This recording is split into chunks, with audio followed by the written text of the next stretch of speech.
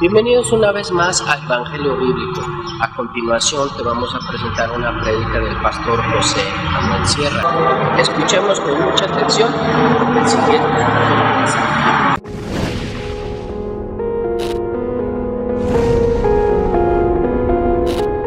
Acto de humillación no es que dejara la idolatría, porque no la dejó. No es que devolviera la viña que le había quitado a la fuerza a Nabot, no.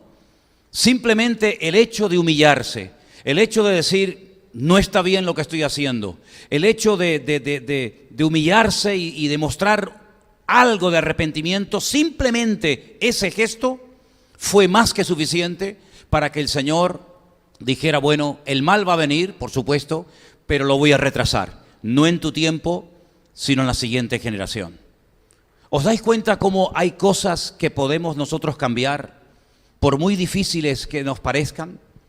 ¿Os dais cuenta cómo nosotros, si nos humillamos delante de la presencia del Señor, el Señor puede cambiar circunstancias que de otra manera nunca salvó a todo un imperio, salvó a toda una familia? El segundo ejemplo que vamos a ver es mucho mayor, porque también es un acto de humillación, pero un acto de humillación tan inmenso que fue conmovida toda una ciudad. Y vamos a ir nada más y nada menos que al famoso y hermoso libro de Jonás. Un libro que solamente tiene 4 capítulos. Y en los 4 capítulos vemos a Jonás de formas diferentes. En el capítulo 1 encontramos a Jonás huyendo o intentando huir de la presencia del Señor. No le ha hecho ninguna gracia el llamado que ha recibido. No quiere ir al país donde Dios lo está enviando. Él sabe perfectamente que en el momento en el que él exponga y exprese la palabra, corre el riesgo de que el pueblo se arrepienta y se humille delante del Señor, cosa que él no quería.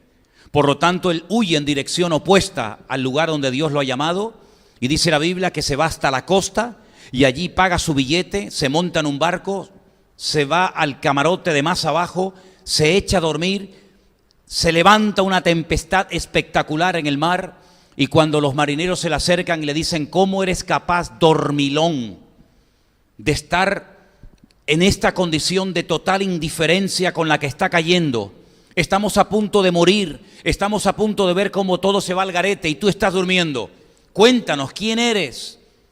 Y él dice, yo soy un profeta del Dios Altísimo, pero estoy huyendo del llamado de Dios. Estoy huyendo de su presencia. Nada más absurdo que pretender huir de la presencia del Señor. Me recuerda un poco la vida de Adán, que dice que cuando pecó se quería esconder de la presencia del Señor. Y me vienen a la cabeza las palabras de aquel salmista que dijo en cierta ocasión, ¿a dónde huiré de tu presencia? ¿Dónde me podré esconder de la presencia del Señor? Ya que el Señor está en todas partes, es omnipresente, todo lo ve y todo lo conoce. Así que en el capítulo 1 vemos al profeta huyendo del llamado de Dios. Pero en el capítulo 2, él ora, él se humilla delante del Señor, porque ha sido arrojado por la borda con la intención de morir. Pero el Señor no va a permitir que el profeta se salga con la suya. Dice la Biblia que él tenía preparado un gran pez que lo engulle, lo traga, y durante 3 días, milagrosamente, y 3 noches, así como el Señor Jesucristo estaría el día que lo crucificaran, Jonás estuvo dentro de aquel enorme pez. Lo tuvo que pasar fatal, tuvo que tener un terror a ser devorado, a dejar de existir sin lugar a dudas. Y es dentro de ese pez, en medio de la aflicción, en medio del dolor y de la angustia, que él clama al Señor, él ora al Señor. Como dice el Salmo, uno de los más conocidos, ¿verdad? El 108, desde la angustia invoqué al Eterno y él me oyó. Dice que el Señor le daba la orden al pez de vomitarlo en la orilla, y él sale y entonces dice, Señor, voy a cumplir con el llamado que tú me has dado. No me hace ninguna gracia, no quiero ir, pero en el capítulo 3 lo vemos predicando. Y en el capítulo 3, cuando él recorre toda la enorme y gigantesca ciudad, que según me he informado y he leído, tenía un perímetro de 100 kilómetros a la redonda, la ciudad de Nínive, una ciudad inmensa, Una ciudad que nos dice la Biblia que se tardaba más de 3 días en recorrerla de punta a punta. Él entra en la ciudad y da el mensaje evangelístico más corto de toda la historia. En nuestra Biblia, en el capítulo 3 del libro de Jonás, en el versículo 4, aparecen más palabras.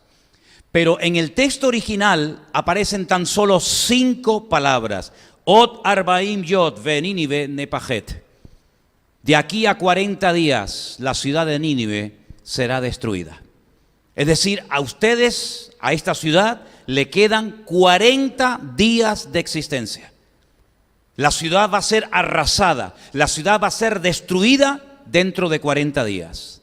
Fue tal el impacto que recibió la ciudad, fue tan brutal la confrontación de Dios a esta ciudad, que dice que desde el rey hasta los animales entraron en un periodo de ayuno y de oración y de búsqueda sincera de parte del Señor. Así que lo vemos en el capítulo 1 huyendo de la presencia del Señor. Lo vemos en el capítulo 2 orando, en el capítulo 3 predicando y finalmente en el capítulo 4 lo vemos aprendiendo lecciones que nunca en su vida ni él ni ninguno de nosotros deberíamos de olvidar. ¿Qué fue lo que aprendió Jonás? Una de las cosas fundamentales que aprendió Jonás es que si Dios verdaderamente hubiera querido destruir a la ciudad de Nínive, jamás en la vida les hubiera mandado a un profeta. Les hubiera dicho: de aquí a 40 días, Nínive será destruida con toda su población, desde el más grande hasta el más pequeño, así que hagan lo que hagan, van a ser destruidos. Pero no fue así el mensaje. La Biblia nos da a entender de que Dios mandó al profeta Jonás porque el Señor siempre le va a dar oportunidad a todo el mundo le va a dar oportunidad. De hecho, dice la Escritura que Él no vendrá hasta que este evangelio del reino sea predicado hasta el último rincón del planeta Tierra. Y entonces vendrá el Señor. Por lo tanto, el hecho de que Jonás fuera a Nínive y estuviera predicando la palabra del Señor da a entender de que Dios, sí, es un Dios que iba a derramar su justo juicio, iba a derramar su ira, iba a destruir la ciudad en 40 días, pero también da a entender que Dios quería perdonar, que Dios quería bendecir a la ciudad de Nínive. Y así fue. La única vez en la historia que un hombre predicando un mensaje tan corto, de aquí a 40 días la ciudad de Nínive será destruida, ve cómo toda la ciudad de Nínive se arrepiente y se humillan delante del Señor. El primer ejemplo que les puse fue el del rey Acab, ¿verdad? Un hombre que se humilla, él solo, no se humilla su mujer con él, no se humillan los siervos del palacio con él, solamente él se humilló delante del Señor. Pero como él era el rey, como él era la máxima autoridad de la época, su humillación sirvió para salvar a su generación, a su reino y a su casa, por lo menos durante un tiempo. Pero ahora vemos que el acto de humillarse de la ciudad de Nínive salvó a toda la ciudad, salvó a todo el país. Es cierto que después en otros libros del Antiguo Testamento vemos 100 y pico años más tarde que Nínive no siguió en esta línea de humillarse delante del Señor, no siguió en esta línea de humildad y Nínive fue totalmente destruida. Pero por lo menos cuando escuchó el mensaje, Nínive fue sacudida, fue confrontada con la verdad, se humillaron y se salvaron durante 100 años de ser exterminados y de ser totalmente destruidos. Hermanos, hay cosas que en la vida nos van a parecer imposibles que puedan cambiar. ¿Sí o no? Hay cosas que nos pueden parecer totalmente imposibles de que esta persona se pueda convertir, de que esta circunstancia pueda variar, de que esta persona se pueda sanar, etcétera, etcétera. Pero sin embargo, estamos viendo en esta tarde ejemplos de cómo cuando una persona se humilla delante del Señor y ora con toda su alma y con todo su corazón, las cosas que nos pueden parecer imposibles, Dios las puede cambiar y Dios las puede transformar. Pues entonces, hermanos, no tengamos ningún temor de orar por cosas imposibles, porque si nos humillamos y oramos con fe y clamamos al Señor con todo nuestro corazón, las cosas que nos pueden parecer imposibles pueden hacerse posibles en menos de lo que nos podemos imaginar. ¿Cuántos dicen amén? Nos vamos al Nuevo Testamento. Nos vamos al Evangelio según San Lucas, en el capítulo 1. Allí encontramos una visita muy especial, también a una mujer muy especial. Encontramos nada más y nada menos que a Gabriel, el arcángel Gabriel, aquel que de vez en cuando se aparecía también en el Antiguo Testamento, en el libro de Daniel, ¿verdad? Pues ahí se aparece ahora una mujer humilde, sencilla, llamada Miriam, llamada María, y en el capítulo 1 le da un mensaje realmente extraordinario. Vamos a prestar atención, dice así: entonces el ángel le dijo, María, no temas. ¿Verdad? Como a veces nos invade el temor ante circunstancias que no controlamos, ante cosas que pueden surgir y decimos, tengo temor de esta situación. Pero el ángel lo primero que le dice es, no temas, no tengas ningún miedo, porque has hallado gracia delante de Dios. Ahora vas a concebir en tu vientre y vas a dar a luz a un hijo y le vas a poner por nombre Jesús. Este será grande, será llamado Hijo del Altísimo. El Señor Dios le dará el trono de David su padre. Y reinará sobre la casa de Jacob para siempre, y su reino no tendrá fin. Entonces María le hace una pregunta muy interesante al arcángel Gabriel. Le dice, ¿cómo? ¿Cómo será esto? Pues no conozco varón, no estoy casada. Es imposible que yo me pueda quedar embarazada. Estoy comprometida con un hombre que el día de mañana hemos acordado en nuestras familias que se va a casar conmigo, pero de momento no estoy casada. Y tú me estás diciendo que voy a ser la madre del Mesías, que voy a tener el privilegio de parirlo, de concebirlo, de tenerlo en mi vientre. Será grande, será llamado Hijo del Altísimo. Esto es una profecía que jamás nadie en la historia ha recibido, ninguna mujer, ni aquellas grandes matriarcas de la antigüedad, como Sara, Rebeca o Raquel, recibieron. Esta es una palabra que se sale de mi entendimiento. Dime, por favor, ¿cómo se va a cumplir esto? Porque no hay ninguna posibilidad, humanamente hablando, de que esta profecía inmensa se pueda cumplir en mi vida. Pero tú ya lo has dicho, tú ya lo has decretado, tú ya lo has decidido. Y yo simplemente quiero saber cómo se va a cumplir todo esto. Y ahí viene la respuesta.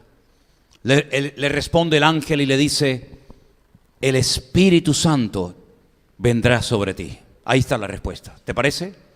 El Espíritu Santo vendrá sobre ti, y el poder del Altísimo te cubrirá con su sombra. Por lo cual también el santo ser que nacerá será llamado Hijo de Dios. Y he aquí tu parienta Elizabeth, y ahora le pone el ejemplo de su parienta Elizabeth como para animarla, para que se dé cuenta de que el Señor también está haciendo cosas, aunque ella no lo sepa. Ella también ha concebido un hijo en su vejez, y este es el 6º mes para ella, la que llamaban estéril, la que nunca va a cambiar, la que nunca podrá ser madre, ya nunca la llamarán así. Y ahora viene el texto que es realmente una palabra, una promesa preciosa. Y me gustaría que todos ustedes la repitieran conmigo en esta tarde. Y dice así, porque nada hay imposible para Dios. Dígalo otra vez, porque nada hay imposible para Dios. Bien fuerte, porque nada hay imposible para Dios. Denle un fuerte aplauso al Señor en esta tarde. Y dígale, lo creo, aleluya, lo creo. Acab cambió el destino de su país. Su tiempo fue salvado, protegido milagrosamente, porque él se humilló delante del Señor.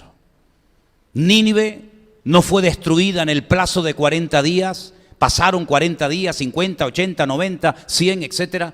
Y Nínive permaneció y no fue destruida, porque desde el rey hasta el más pequeño, todos se humillaron delante del Señor.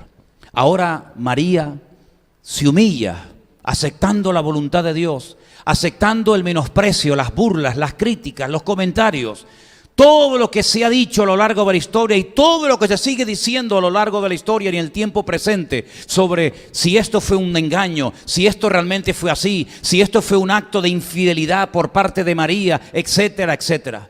Sin embargo, todos sabemos que cuando ella acata, cuando ella acepta la voluntad de Dios para su vida, la respuesta despejó toda duda. Te preguntas cómo, nunca ha sucedido, no puedes mirar atrás y decir, esto ya le pasó a otra mujer, por lo tanto no hay problema, si ya le pasó a otra mujer, ¿por qué no me puede pasar a mí? ¿Verdad? Cuando por ejemplo Rebeca era estéril, tenía la fe y la confianza de que si se oraba por ella, ella podía ser madre, porque ya la anterior matriarca ya había sido sanada de esterilidad, Sara, ¿verdad? Y Raquel también, y Ana después también lo fue, y ahora Elizabeth también, pero lo que le va a pasar a María no le ha pasado a nadie, ni le pasará jamás a ninguna otra mujer de la historia. Por lo tanto, ella se preguntaba ¿cómo va a suceder todo esto? Son palabras demasiado hermosas, es un futuro increíble. Me llamarán por toda la historia bienaventurada. Tendré el privilegio de tener al Mesías dentro de mis entrañas. Y después todos sabemos que vivió 30 años en la casa con ella. ¡Qué privilegio, qué honor! ¿Cómo se va a cumplir todo esto? Yo no tengo capacidad humana para entender semejante proyecto. Pero el Señor le dijo, el Espíritu Santo vendrá sobre ti y Él se va a encargar de hacer lo que tú ni nadie pueden obtener. Porque nada hay imposible para el Señor.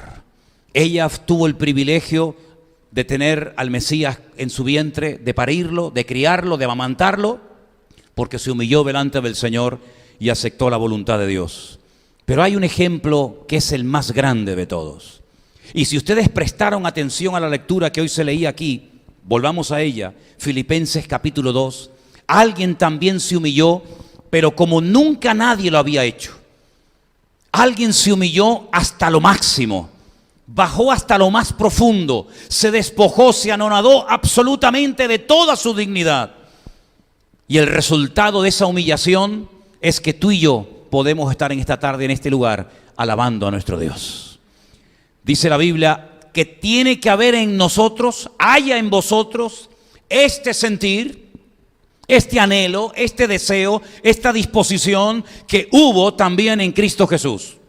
¿Qué es lo que tenemos que sentir? ¿Qué es lo que tenemos que tener como inclinación natural de nuestra vida? Bueno, nos dice que Él, siendo en forma de Dios, no estimó el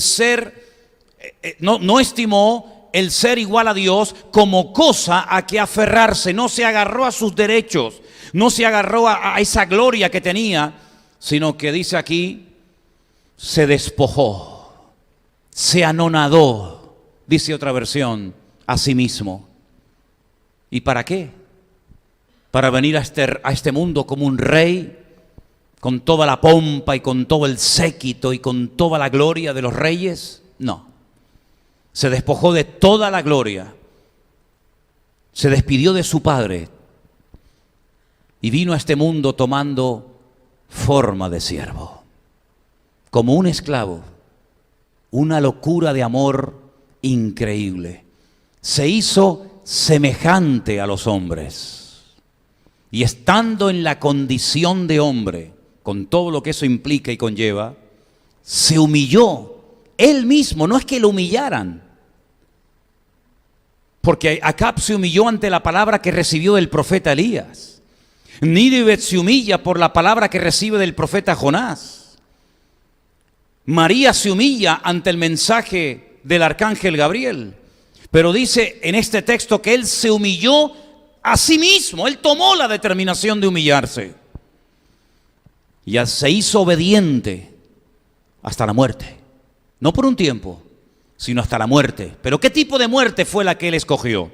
¿Qué tipo de muerte fue la que se negoció en la eternidad para Él? La muerte más horrenda, la más humillante, la peor de todas, la muerte de cruz. Resultado de esta humillación, ahí viene. Por lo cual Dios le exaltó hasta lo sumo, ¿sí? Ya no hay más posibilidad de ser exaltado, hasta lo máximo fue exaltado y se le dio un nombre que es sobre todo nombre, para que en su nombre, el nombre de Jesús, se doble toda rodilla de los que están en los cielos, en la tierra y debajo de la tierra, y toda lengua confiese que Jesucristo es el Señor, para gloria de Dios Padre. ¿Cuántos dicen amén? Un hombre se humilló y salvó a una generación. Una ciudad se humilló desde el más pequeño hasta el más grande y salvó a todo un país durante 100 años.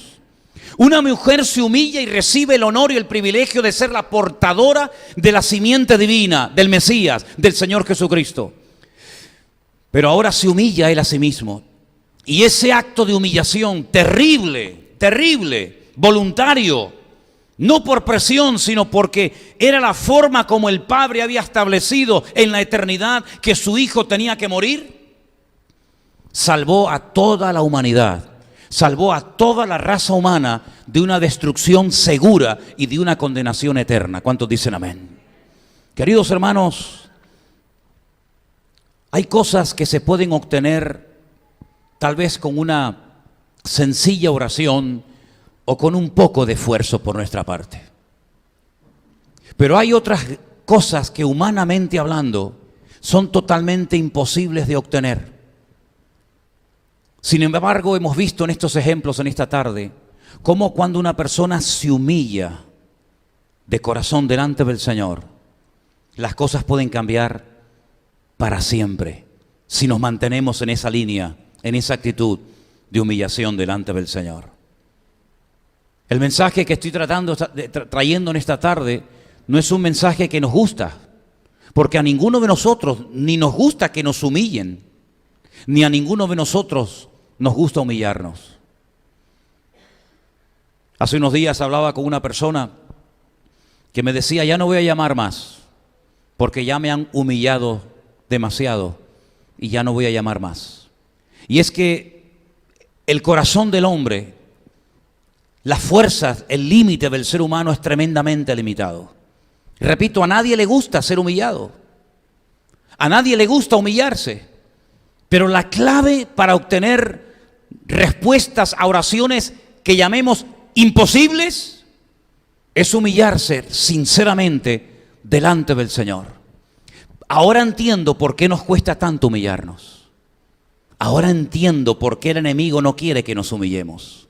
Ahora entiendo por qué nuestra carne se resiste a humillarse delante de Dios o de quien haga falta.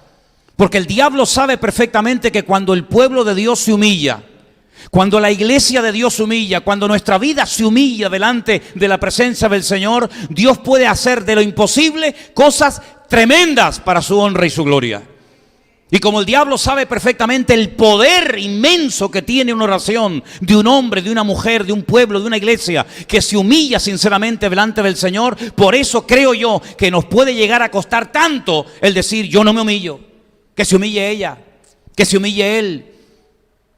Pero queridos hermanos, esta es una promesa personal, aunque sabemos que también el Señor ha dicho que si su pueblo se humilla e invoca su nombre, el Señor sanará la tierra. Tal vez por eso nuestro país está tan enfermo. Tal vez por eso el mundo está tan enfermo. Porque ningún líder, ningún político, ninguna nación se quiere humillar ante nadie. Algunos equipos de fútbol en estos días de mundial están siendo humillados. Espero que no nos pase a nosotros dentro de unos días. Pero ¿saben qué? Es muy lindo cuando la gente te aplaude, cuando se marcan goles, cuando todo el mundo habla de ti bien en los periódicos, en las tertulias, en los canales de televisión. Pero a nadie le gusta perder un partido y ser humillado por tus compatriotas, por otros jugadores, por otros periodistas. Pero ¿sabes qué? El Señor Jesucristo dice que se humilló hasta lo máximo. Ya no se podía humillar más. Llegó hasta lo más bajo. Llegó a hacer cosas que solamente un tipo de esclavos hacían, y era lavarle los pies a la gente. No todos los esclavos le lavaban los pies a la gente. Había algunos esclavos que llevaban la contabilidad. Eran los famosos ecónomos, los que sabían leer y escribir. Los esclavos cultos, estilo José, que sabía perfectamente cómo tenía que administrar el dinero, las finanzas, los recursos, etc.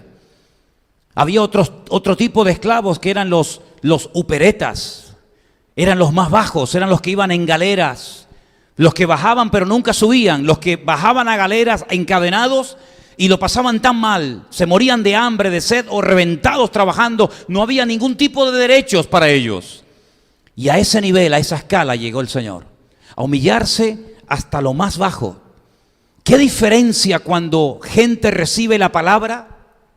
Cuando pueblos, cuando naciones reciben el mensaje y no quieren humillarse. Y les pongo el ejemplo del diluvio, ¿os acordáis? 120 años. Nos puede parecer una barbaridad, pero es lo que dice la Escritura. 120 años estuvo un predicador advirtiendo al mundo entero de que vendría el juicio de Dios. No fueron un día ni dos, fueron muchos años. Y no solamente fueron sus palabras las que trataban de convencer o de sacudir o de confrontar al mundo, sino que además lo veían metido a él y a sus hijos y a toda la familia. Lo veían metidos, lo veían involucrado en la construcción de un barco inmenso. Y seguramente lo utilizó como botón de muestra diciéndole, esto lo estoy construyendo porque creo que viene el juicio de Dios. Esto no es que no tengo otra cosa que hacer en la vida. Este barco, este transatlántico inmenso que estoy haciendo, que me va a llevar muchos años terminarlo, no es que no tengo otra cosa que hacer en la vida más que construir barcos en medio del desierto. No, esto lo hago porque creo que lo que Dios ha prometido y lo que Dios me ha dicho se va a cumplir. Viene un diluvio. Tarde o temprano los crímenes, los asesinatos, las violaciones, todo lo que estáis haciendo va a sufrir un juicio terrible de parte de Dios. Prepárense. ¿Cuántos se convirtieron? ¿Cuántos se humillaron? ¿Cuántos reconocieron que aquel mensaje podía ser cierto? ¿Podía ser verdad? Ni uno. Ni uno. Milagrosamente sus 3 hijos, Sem, Cam y Jafet, con sus esposas y su esposa, creyeron al mensaje del Padre. Y solamente 8 personas después de 120 años. 120 años para ganar, sin contar él, a 7 personas. 40 años estuvo Jeremías tratando de que el pueblo se humillara y no consiguió nada. Y en un día y medio, da un mensaje de 5 palabras en su texto original y toda una ciudad se arrepiente. El cambio fue espectacular. El cambio fue tremendo. Nínive no fue destruida por el mensaje de un hombre de un día. El mundo fue anegado en agua. Millones de personas murieron. Muchas plantas, muchos animales fueron totalmente extinguidos. A pesar de que tuvieron durante 120 años la oportunidad de arrepentirse delante del Señor. ¿Cómo vamos a hacer nosotros? ¿Cómo vamos a vivir nuestra relación con Dios? ¿Como los ninivitas? ¿O como los de la generación de los días de Noé? ¿Vamos a reaccionar ante lo que se nos enseña? ¿Vamos a reaccionar ante lo que se nos dice? ¿Y vamos a humillarnos para obtener grandes resultados y respuestas tremendas de parte de Dios, aunque nos parezcan imposible obtenerlas? ¿O vamos a ser como los del diluvio? Oímos y oímos y oímos y oímos y un mes y otro mes y un año y de una manera y de otra manera y por un oído nos entra y por otro nos sale. ¿Cómo vamos a reaccionar? Yo quiero terminar diciéndoles algo, hermanos. El sufrimiento, la angustia, lo mal que lo tuvo que pasar Jonás en aquel vientre de aquel enorme pez, lo preparó para que él fuera a Nínive a predicar la palabra y toda la ciudad se arrepintiera. Y todo el sufrimiento, todo el dolor, todas las lágrimas, toda la angustia, todo el desánimo que has tal vez pasado o pasaremos en el futuro, no es en vano. Nos prepara, nos fortalece, hace que saquemos callo, hace que podamos crecer y madurar. Así que quiero ponerles una frase ahí en la pantalla para que todos la leamos. Y con esta frase quiero terminar en esta tarde. Léala conmigo. Comencemos a pedir que lo imposible se haga realidad. Tal vez los que están en casa viéndonos, escuchándonos, junto con nosotros en esta tarde, también lo pueden repetir juntamente conmigo. Comencemos a pedir que lo imposible se haga realidad. Cierra tus ojos en esta tarde. Imposible será para ti y para mí cambiar una circunstancia. Ver a un hijo que se entrega al Señor después de años de rebeldía. O que se restauran relaciones. o que se cambian las cosas milagrosamente de un día para otro. Pero si comenzamos a orar con fe, humillándonos delante de Dios, aquellas cosas que te pueden parecer imposibles, Dios las puede convertir en posibles. Pero todo está en nuestra actitud. La actitud es lo que marca la diferencia. Si nos humillamos delante de Dios, Dios nos sorprenderá. Y la Biblia dice que si clamamos a Él, Él nos responderá. Y nos enseñará cosas grandes y ocultas que nunca hemos visto. Y te recuerdo una promesa más de la Escritura que dice que cosas que los ojos no vieron, ni los oídos del hombre escucharon, ni subieron al corazón del hombre, son las cosas que Dios tiene preparadas para aquellas personas que aman a Dios. Así que confiemos en el Señor mientras el mundo se desmorona, mientras el mundo se despedaza. Nosotros vamos a comenzar a orar porque las cosas imposibles para el hombre son posibles para Dios. Te damos gracias en esta tarde por tu palabra.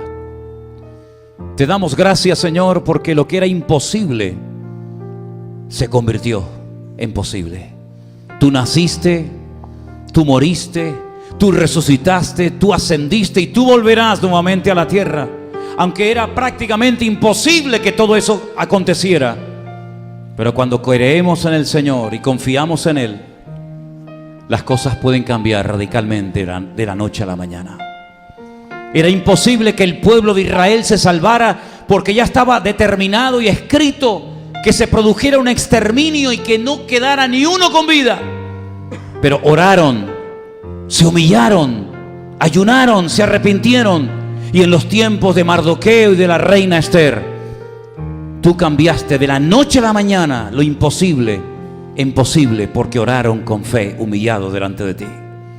Y en esta tarde nos agarramos a todos y estos ejemplos los tomamos como una base para comenzar a orar por cosas que nuestra mente nos dice: no pierdas el tiempo, no merece la pena que te esfuerces, porque nada va a cambiar, porque todo va a seguir igual. No, Señor, creemos que nuestro Dios tiene todo el poder, tiene toda la autoridad, y el Señor puede hacer lo imposible en posible para su gloria y para su honra. Bendito sea tu nombre, mi Dios. Ayúdanos y fortalece nuestra fe para que no importa las tormentas y aflicciones por las que tengamos que pasar, aprendamos, Señor, a temerte, aprendamos a servirte y aprendamos sobre todo a tener expectativa, que nuestra vida nunca pierda la expectativa, la visión espiritual, porque por falta de visión muchas cosas no se llevaron a cabo. Por falta de fe y por falta de visión, países no se conquistaron, enemigos no fueron derrotados. Pero nosotros te pedimos en esta tarde, Señor, fortalece nuestra fe, Padre, aleluya. Fortalece nuestra fe para ver lo imposible hecho realidad. Descansamos en ti y en tus promesas, en el nombre soberano de Cristo Jesús. Amén.